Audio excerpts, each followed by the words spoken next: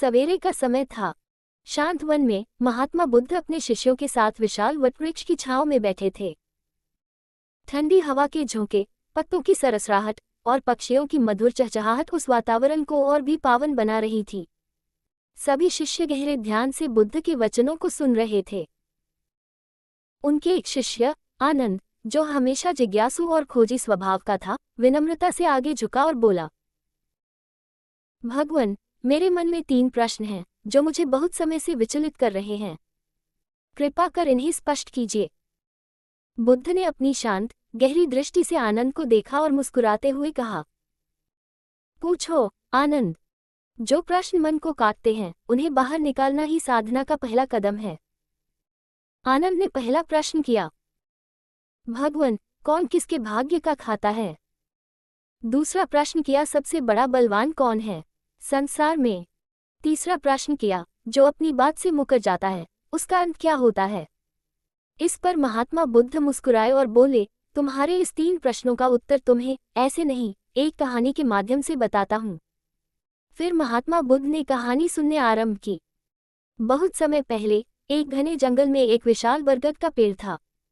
उसकी जड़ों में एक गहरा बिल था जिसमें एक काला नाग रहता था। वह नाग अपने आप में शांत परंतु सतर्क था। उसी पेड़ की सबसे ऊंची डाल पर एक तेज नजर वाली चील का घोंसला था। नाग जब जब अपने बिल से बाहर निकलता, चील आकाश से झपट्टा मारकर उस पर हमला कर देती। अपनी धारदार चोंच और मजबूत पंजों से वह नाग को घायल कर देती।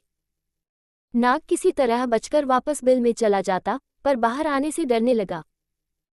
दिन बीतते गए। नाग कई दिनों तक बिल के अंदर ही रहा। भूख, प्यास और अकेलापन उसे सताने लगे।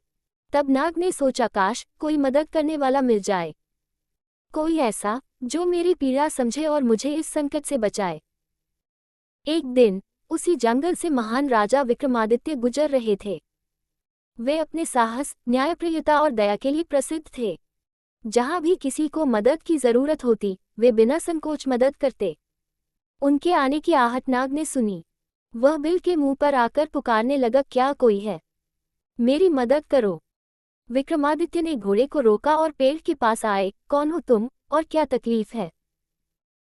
नाग ने अपनी पूरी व्यथा सुनाई। राजन, इस पेड़ पर रहने वाली चील मुझे बाहर निकलने नहीं देती। आप मुझे इस जंगल से दूर किसी सुरक्षित स्थान पर पहुंचा दें। राजा ने सोचा, ये तो सीधी सी मदद है। उन्होंने कहा, आओ, मैं तुम्हें अपने साथ ले चलता हूं।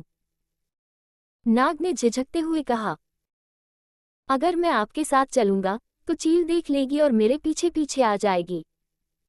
राजा ने पूछा, तो फिर? नाग ने धीमे स्वर में कहा, आप मुझे अपने पेट के अंदर बिठा लें, वहां चील मुझे नहीं देख पाएगी। विक्रमादित्य क्षणभर के लिए चौंके, पर फिर सोचा, अगर यह मेरी मदद चाहता है तो मुझे डरना नहीं चाहिए। उन्होंने मुंह खोला और नाग उनके पेट के अंदर चला गया। राजा नाग को लेकर जंगल पार कर गए और एक सुरक्षित स्थान पर पहुंचे।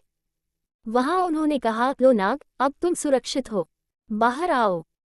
पर नाग ने ठंडी हंसी के साथ कहा, मुझे तुम्हारे पेट से बेहतर और कहाँ मिलेगा, अब मैं यहीं रहूंगा। राजा हैरान रह गए, तुमने मेरे साथ धोखा किया, मैंने तुम्हारी मदद की और तुम।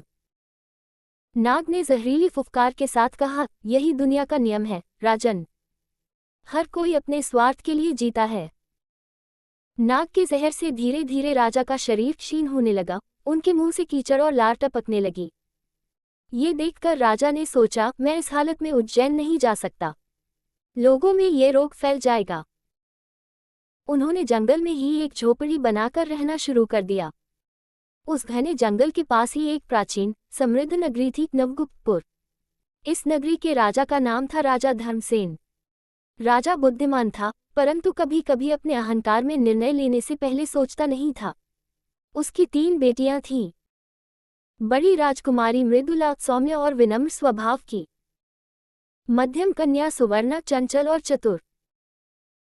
और सबसे छोटी सुचित्रा, अपार सौंदर्य, गहरी आंखें और अदम्य आत्मबल वाली। एक दिन राजा धर्मसेन राजमहल के पुष्पोद्यान में टहल रहे थे। वसंत ऋतु का समय था, चारों ओर फूलों की महक फैली थी। उन्होंने अपनी तीनों बेटियों को बुलाया और एक साधारण सा प्रतीत होने वाला परंतु गूढ़ प्रश्न किया, बेटियों, तुम बताओ कि तुम किसके भाग्य का खाते हो। मृदुला ने सिर झुकाकर उत्तर दिया, पिताजी, हम तो आपके भाग्य का ही खाते हैं। सुवर्णा ने भी सहमति जताते हुए कहा, हाँ पिताजी, हम जो कुछ भी हैं आपकी कृपा और आपके भाग्य से हैं। लेकिन सुचित्रा की आंखों में एक अलग दृढ़ता थी। वह बोली, पिताजी, मैं अपने भाग्य का खाती हूँ। राजा धर्मसेन का चेहरा तमतमा गया। क्या मतलब है तुम्हारा? क्या तुम्हें लगता है कि मेरे बिना तुम्हारा कोई अस्तित्व है? सुचित्रा ने शांत स्वर में कहा। नहीं पिताजी, मैं यह मानती हूँ कि हर कोई अपने भाग्य का ही खाता है। जो मेरे भाग्य में होगा वही मुझे मिलेगा। राजा का क्रोध और बढ़ गया।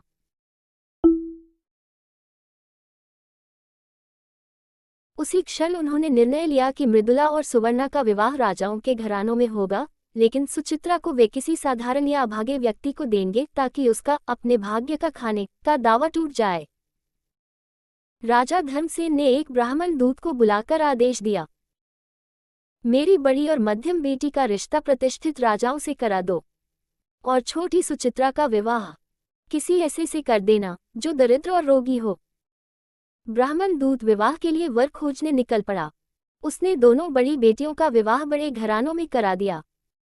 फिर एक दिन वह जंगल के उसी हिस्से से गुजरा जहां राजा विक्रमादित्य अपनी झोपड़ी में पड़े थे। उनका शरीर क्षीण था, मुंह से पीप और कीचड़ बह रहा था। देखने में वे एक साधारण अस्वस्थ व्यक्ति लगते थे। ब्राह्मण ने सोचा, यही तो राजा ने कहा था, कोढ़ी हो, अभागा हो, इससे बढ़िया वर कहाँ मिलेगा। और उसने सुचित्रा का विवाह उसी से करा दिया। सुचित्रा के विवाह के दिन राजमहल में कोई उत्सव नहीं हुआ। उसे चुपचाप पालकी में बैठाकर जंगल की ओर भेज दिया गया। जब उसने पहली बार अपने पति को देखा तो उसका दिल एक क्षण के लिए कांपा, पर उसकी आंखों में घृणा नहीं, केवल करुणा थी।